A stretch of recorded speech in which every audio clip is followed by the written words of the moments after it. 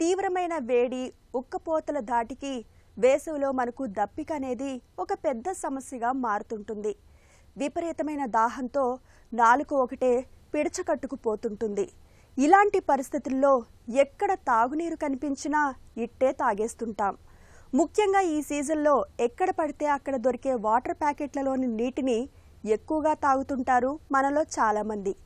నిజానికి వాటర్ ప్యాకెట్లలోని నీరు అన్ని సందర్భాల్లోనూ సురక్షితంగా ఉండదని చెబుతారు నిపుణులు.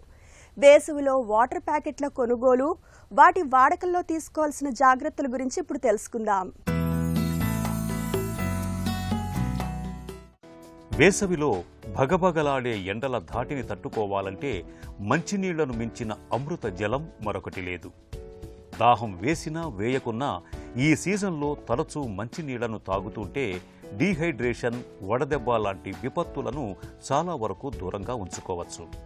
ఈ సీజన్లో చాలామంది బయట అంగళ్లలో విక్రయించే వాటర్ ప్యాకెట్లపై ఎక్కువగా ఆధారపడుతూ ఉంటారు.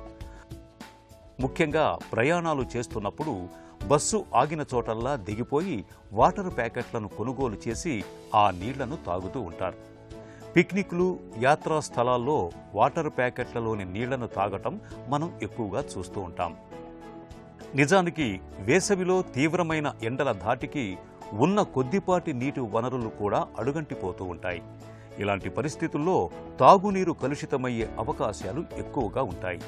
ఈ నేపథ్యంలో వాటర్ ప్యాకెట్లను విక్రయించే వ్యాపారులు తాగునీటి విషయంలో ఏమాత్రం జాగ్రత్తలు తీసుకుంటారన్నది సందేహమే. వ్యాపార దృష్టితో ఏ నీళ్లను పడితే ఆ నీళ్లను ప్యాక్ చేసి అమ్మే అవకాశాలు ఉంటాయి. వాటర్ బాటిళ్ల విషయంలోనూ ఇదే పరిస్థితి కనిపిస్తూ ఉంటుంది. కలుషిత తాగునీటి మూలంగా వేసవిలో దాహం తీరకపోగా వాంతులు, విరేచనాల వంటి సమస్యలు వేధించే ప్రమాదం ఉంది. కాబట్టి వేసవిలో ఎప్పుడూ ఇంటి నుంచి నింపుకెళ్లిన వాటర్ బాటిళ్లను వెంట ఉంచుకోవటం మంచిది. తప్పనిసరి పరిస్థితుల్లో బయట నీళ్లను తాగాల్సి వచ్చినప్పుడు వాటర్ ప్యాకెట్లను సునిశితంగా పరిశీలించటం మంచిది. వాటర్ బాటిళ్ల విషయంలో తయారీ కంపెనీ, మ్యానుఫ్యాక్చరింగ్ డేట్, సీల్ ఎలా ఉందన్న విషయాలను దృష్టిలో ఉంచుకొని కొనుగోలు చేయటం మంచిది.